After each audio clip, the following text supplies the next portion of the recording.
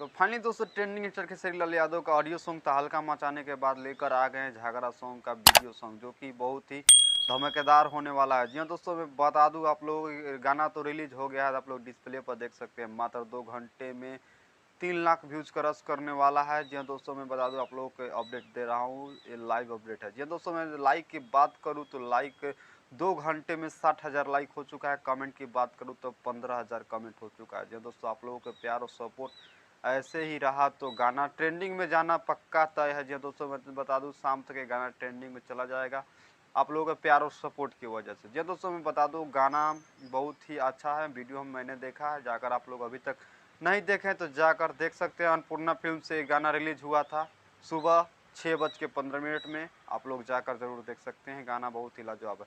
साथ साथ मैं बता दूं, आप लोग खेसारी लाल यादव के तगड़े फैन हैं तो प्लीज़ इस यूट्यूब चैनल को सब्सक्राइब कर लीजिएगा। वीडियो कैसा लगा वीडियो में कमेंट कर दीजिएगा, और वीडियो अच्छा लगा तो वीडियो को लाइक कर दीजिए। मिलते हैं नेक्स्ट वीडियो का, तब तक ले बाय बाय।